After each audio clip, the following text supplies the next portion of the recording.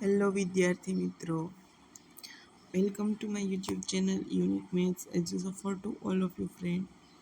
આજે આપણે વાત કરીશું સંશોધન અને તાલીમ સહાયકનું જે નોટિફિકેશન આવેલ છે એમના વિશે ડિસ્કસ કરીશું. જેમની પરીક્ષા કઈ રીતે લેવાશે, ફોર્મ કઈ રીતે ભરવાના છે, કઈ રીતે એક્ઝામ થ્રુ એમની ભરતી થવાની છે, એક્ઝામ થ્રુ ભરતી થયા પછી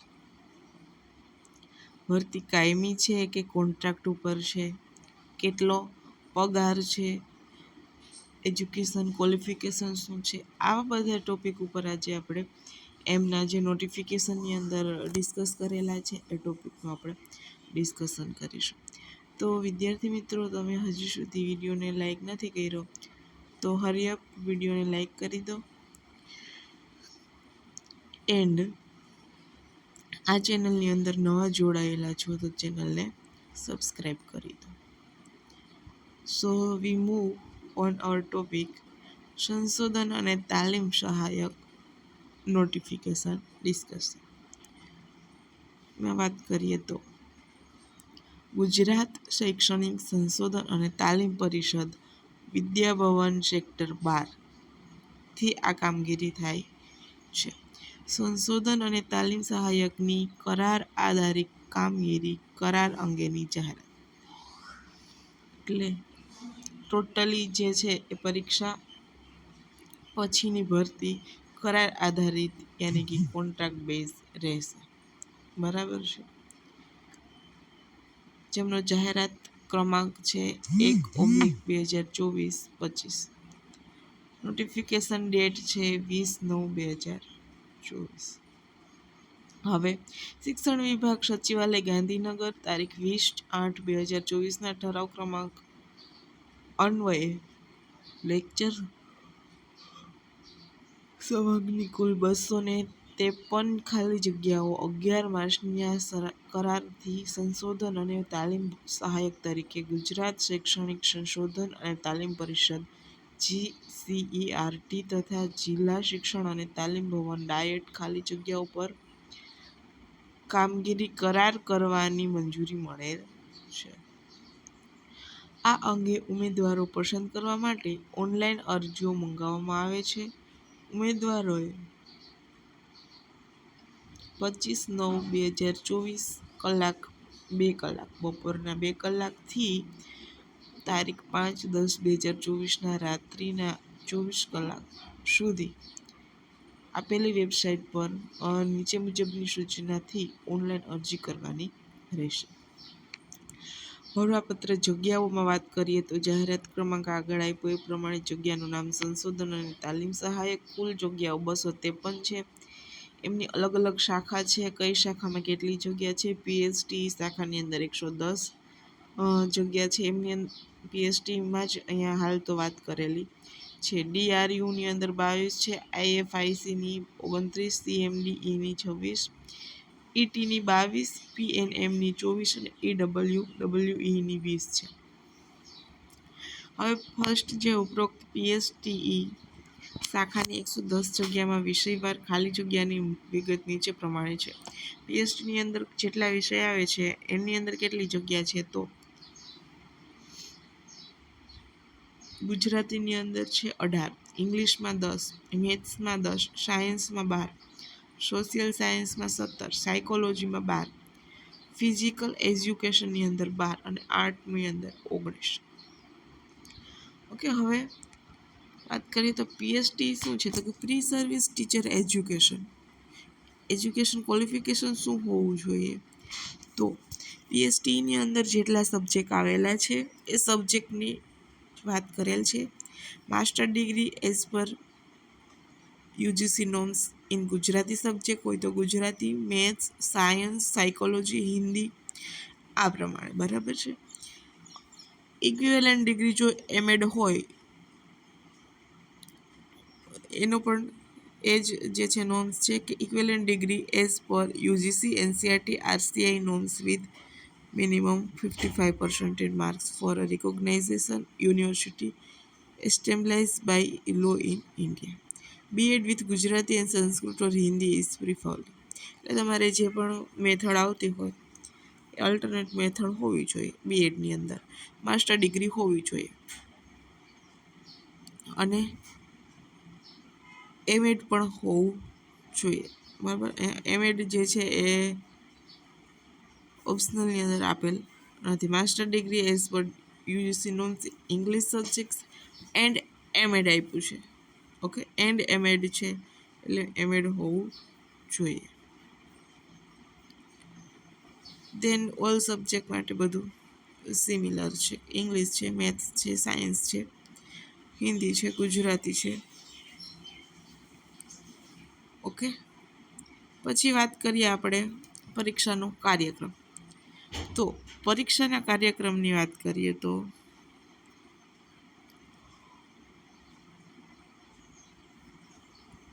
વર્તમાનપત્રમાં જાહેરાત પ્રસિદ્ધ કરવાની તારીખ જે છે એ 21/9/2024 છે. નોટિફિકેશન ડિક્લેર થઈ ગયું છે.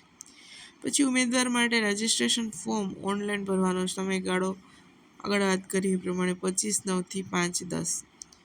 ફી સ્વીકારવાનો સમયગાળો 25/9 લઈને 6/10. પછી પ્રાથમિક પરીક્ષાની સંભવિત તારીખ જે છે એ 17/11/2024. પછી વાત કરીએ તો મુખ્ય પરીક્ષા એની કે મેન્સ. પહેલી હતી એ પ્રિલિમ્સ, હવે મેન્સ. મુખ્ય પરીક્ષા મેન્સના વર્ણનાત્મક લેખિત સ્વરૂપની સંભવિત તારીખ છે 15/12/2024 લાસ્ટ ડેટ. પછી વાત કરીએ એ પ્રમાણે યોજનાર પરીક્ષા કે જેની અંદર પ્રથમ પરીક્ષા 200 ગુણની બહુવિકલ્પ સ્વરૂપ MCQ પદ્ધતિથી લેવામાં આવશે તથા દ્વિતીય પરીક્ષા મેન્સ 200 ગુણની વર્ણનાત્મક લેવામાં આવશે. શિક્ષક વિભાગના 20/8/24ના ઠરાવ ક્રમાંક અનુસાર પસંદગી યાદી ઉમેદવારના દ્વિતીય સ્તરીય પરીક્ષામાં એટલે કે બીજી પરીક્ષા વર્ણનાત્મકમાં મેળવેલ ગુણના આધારે તૈયાર કરવામાં આવશે. જે ટાટની એક્ઝામ આપેલ વિદ્યાર્થી છે એમને આમનો અનુભવ હશે. દ્વિતીય લેખિત પરીક્ષામાં વર્ણનાત્મક 60% કે તેથી વધુ ગુણ મેળવનાર ઉમેદવારને મેરિટ લિસ્ટમાં સમાવેશ કરી શકાશે. સેમ ટેટ 2ની જે એક્ઝામ પેટર્ન છે એ લાઈક એવી જ છે. ટાટ સેકન્ડરી અને ટાટ હાયર સેકન્ડરીની જે એક્ઝામ પેટર્ન છે એના જેવી જ છે. આ ઉપરાંત PSCTE શાખા માટે વિષયવાર મેરિટ યાદી તૈયાર કરવામાં આવશે અને ઉમેદવારો પ્રાથમિક પરીક્ષા બહુવૈકલ્પિક સ્વરૂપ અને મુખ્ય પરીક્ષા વર્ણનાત્મક લેખિત સ્વરૂપનો અભ્યાસક્રમ વેબસાઇટ પર મૂકેલ છે. વેબસાઇટ પરથી જોઈ લેવો. ડિસ્ક્રિપ્શનની અંદર લિંક પણ મૂકીશ. ટેલિગ્રામમાં પણ આપનો સિલેબસ મૂકીશ. એમ છતાં જે સિલેબસ છે એ તમારો બીએડ અને એમએડ બેઝ સિલેબસ છે.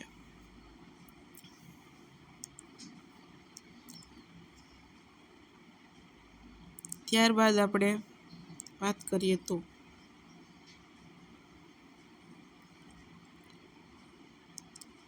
ઉમેદવાર જાહેરાતમાં દર્શાવેલ શૈક્ષણિક લાયકાત અરજી કરવાની છેલ્લી તારીખના રોજ ધરાવતા હોવા જોઈએ. પછી છે WET કે આઈટી વિભાગની અંદર તમે એમએડ કરેલું હોવું જોઈએ. MSc computer plus BEd MEd. Work એક્સપિરિયન્સની અંદર પણ એવું છે. CMDE તો કે curriculum material development and evaluation. આટલા સબ્જેક્ટ ઉપર તમે એક્ઝામ દઈ શકો છો અને એની કેટલી વેકન્સી છે આપણે આગળ જોઈ છે. શાખાની પસંદગી તો કે ઉમેદવારની લાયકાત એકથી વધુ શાખા માટેની અને વિષયો માટે હોવા છતાં કોઈ પણ એક જ શાખામાં વિષયમાં ઉમેદવારી પસંદ નોંધાવી શકાશે. જે તમારો ઇન્ટરેસ્ટનો સબ્જેક્ટ છે એક કરતાં વધારે શાખાની અંદર તમે નિપુણતા એલિજિબલ છો તો તમારો જે ઇન્ટરેસ્ટનો સબ્જેક્ટ છે એ એક જ સબ્જેક્ટની અંદર તમે ઉમેદવારી નોંધાવી શકો છો, રજિસ્ટ્રેશન કરી શકો છો. ઉમેદવારે જે શાખા વિષય પસંદગી કરેલ હશે તે મુજબ પસંદગી યાદીમાં સમાવેશ કરવામાં આવશે. જે શાખાની અંદર પસંદ કરેલ હશે વિષય તેમાં જ તમને પસંદ કરવામાં આવશે. પરીક્ષાનું માળખું અને અભ્યાસક્રમ એ જે આપેલી છે એ વેબસાઇટ ઉપર મળી રહેશે. અને પરીક્ષાનું માધ્યમ છે પ્રાથમિક પરીક્ષા અને મુખ્ય પરીક્ષાના પ્રશ્નપત્રનું માધ્યમ ગુજરાતી જ રહેશે. ટોટલી ગુજરાતી બે રહેશે, બરાબર છે. હવે પરીક્ષા ફીની વાત કરીએ તો તમામ કેટેગરીના ઉમેદવારો માટે પ્રાથમિક પરીક્ષાની ફી 350, અંકે ₹350 પૂરા ભરવાની રહેશે. દ્વિતીય કસોટી માટે પાત્ર થનાર ઉમેદવારે રાજ્ય પરીક્ષા બોર્ડ દ્વારા સૂચવ્યા મુજબની ફી ભરવાની રહેશે. કોઈપણ સંજોગોમાં ભરેલ ફી જે છે એ પરત કરવામાં આવશે નહીં. એના પછી વાત કરીએ નંબર 7માં કે ફી ભરવાની પદ્ધતિ કઈ કઈ પદ્ધતિથી ફી ભરી શકાય. તો ઉમેદવાર ઓનલાઈન પેમેન્ટ ગેટવે દ્વારા, એટીએમ કાર્ડ, નેટ બેન્કિંગથી પરીક્ષાની ફી ભરી શકશે. ઓનલાઈન ફી જમા કરાવવા માટે પ્રિન્ટ એપ્લિકેશન, પે ફીઝ ઉપર ક્લિક કરવું અને વિગતો ભરવી. ત્યારબાદ વાત કરીએ તો ઓનલાઈન પેમેન્ટ ઉપર ક્લિક કરવું. ત્યારબાદ એમાં વિકલ્પોની અંદર નેટ બેન્કિંગ ઓફ ફ્રી અથવા તો અધર પેમેન્ટ મોડના વિકલ્પમાંથી યોગ્ય વિકલ્પ પસંદ કરવો અને આગળ વિગતો ફી ભરવી. ફી જમા થયા બાદ સ્ક્રીન પર લખાયેલું જોવા મળશે કે ઈ રિસિપ્ટ, તો તેની પ્રિન્ટ કાઢી લેવી અથવા તો સ્ક્રીનશોટ લઈ લેવો. જો પ્રક્રિયામાં કોઈ ખામી હશે તો સ્ક્રીનશોટ પર ફી ભરાયેલ નથી તેમ જોવા મળશે. સ્ક્રીન પર એવું જોવા મળશે. જો ઓનલાઈન ફી ભરનાર ઉમેદવારો જો તેના બેંક ખાતામાંથી ફીની રકમ કપાયા બાદ ફીની રિસિપ્ટ જનરેટ ન થઈ હોય તો તેવા ઉમેદવારોએ તાત્કાલિક ગુજરાત શૈક્ષણિક સંશોધન અને તાલીમ પરિષદ આપેલો આઈડી જે છે મેલ આઈડી પર સંપર્ક કરવાનો રહેશે. હવે પરીક્ષાના કેન્દ્રો કયા કયા હશે તો ઉમેદવારની સંખ્યા અને પરીક્ષાલક્ષી વહીવટ અનુકૂળતા અનુસાર રાજ્ય પરીક્ષા બોર્ડ ગાંધીનગર દ્વારા પરીક્ષાના કેન્દ્રો નક્કી કરવામાં આવશે, પરંતુ ઉમેદવારો બોર્ડ દ્વારા ફાળવવામાં આવેલ પરીક્ષા કેન્દ્ર પર સ્વખર્ચે પરીક્ષા આપવા ઉપસ્થિત રહેવાનું રહેશે. સામાન્ય રીતે અમદાવાદ, રાજકોટ, ગુજરાત, સુરત અને વડોદરા ખાતે પરીક્ષાના કેન્દ્રો આવેલા હોય છે. હવે એમનું વેતન શું છે? માસિક વેતન તો ઉચ્ચક વેતન ગુજરાત શૈક્ષણિક સંશોધન અને તાલીમ પરિષદ તથા જિલ્લા શિક્ષણ અને તાલીમ ભવનોમાં સંશોધન અને તાલીમ સહાયક કરાર આધારિત કામગીરી કરાર માટે માસિક ફિક્સ વેતન જે છે એ 26,000 ઉચ્ચક માનદ વેતન મળવાપાત્ર થશે. ઉચ્ચક વેતન આપે છે. ટોટલી કરાર આધારિત કોન્ટ્રાક્ટ બેઝ હશે.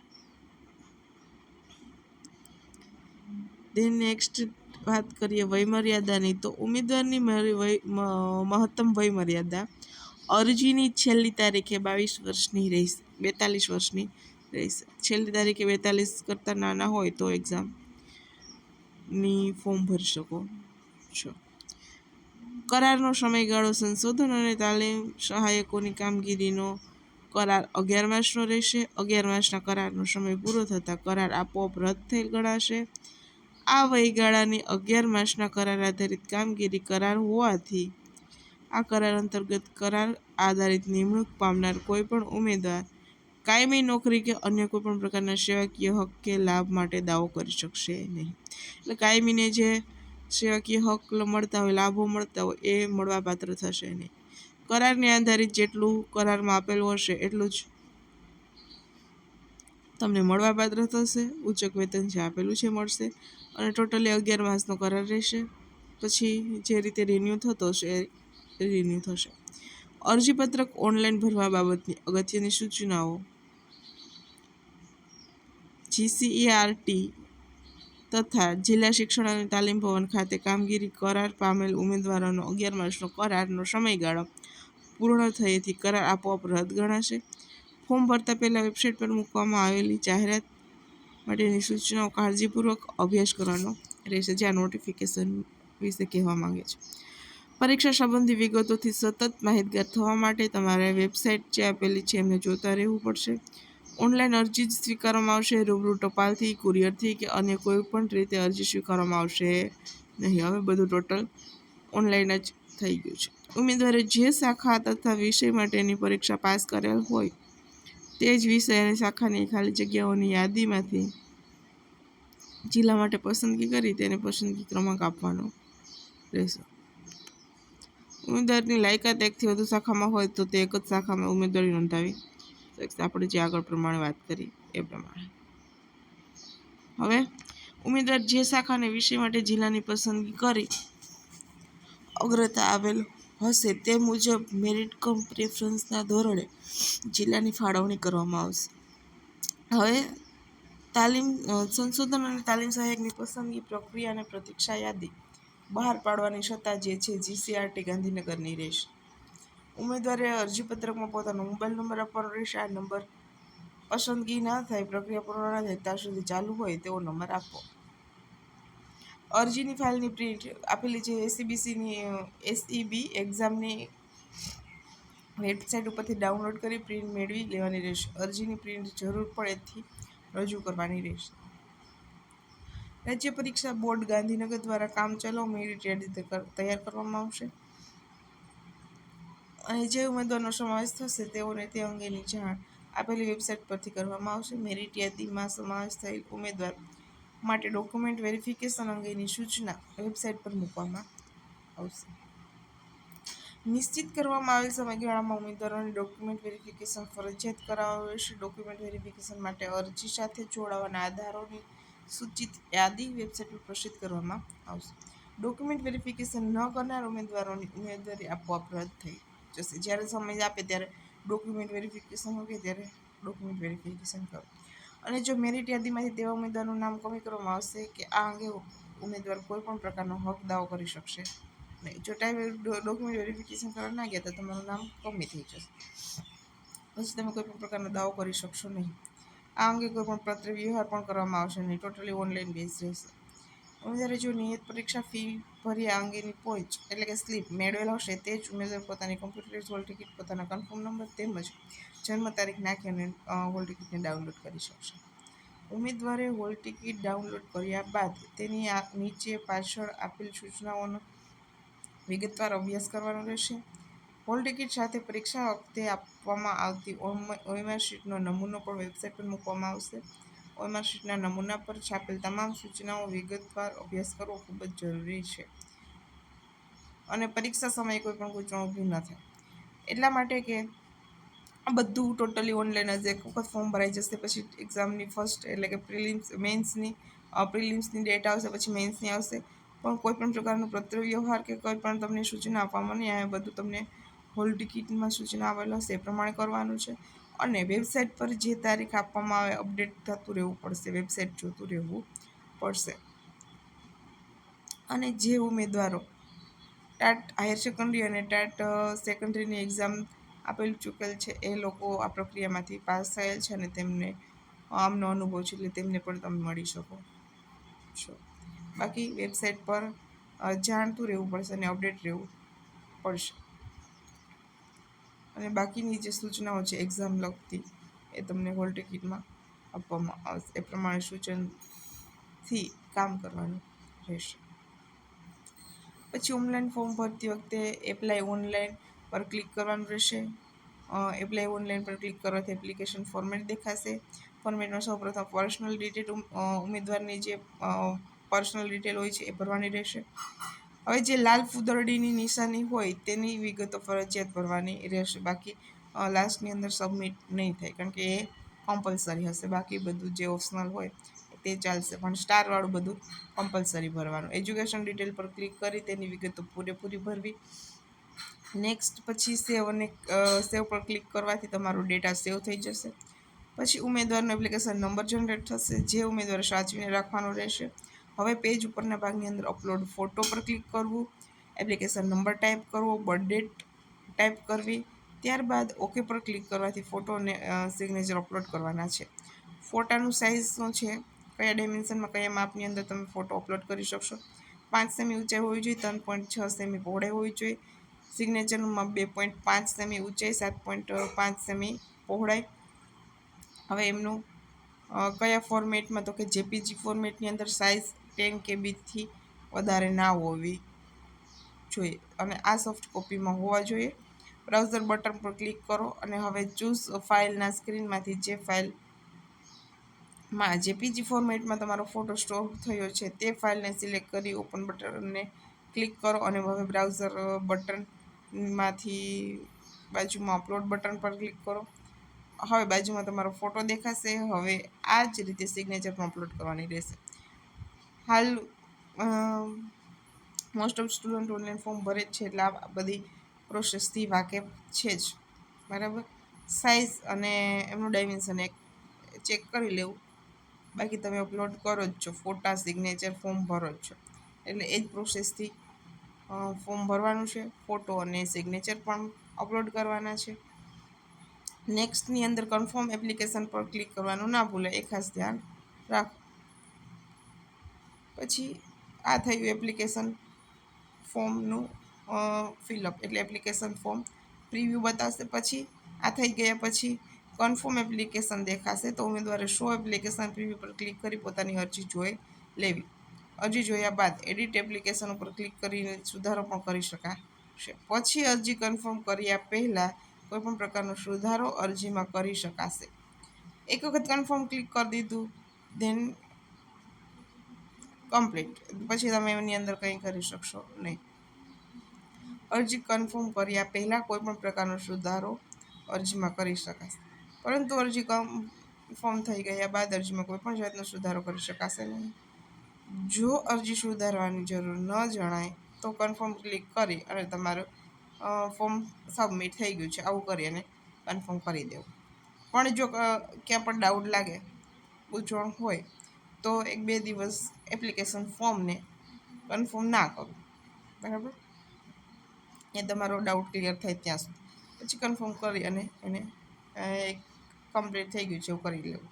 જો પોતાનું નામ, અટક, જન્મ તારીખ કે કેટેગરીમાં કોઈ ભૂલ હશે તો પાછળથી માર્કશીટમાં કોઈ પણ સુધારો કરવામાં નહીં આવે, તેની ઉમેદવારે ખાસ ધ્યાન રાખવું. એટલે શાંતિથી ફોર્મ ભરવું.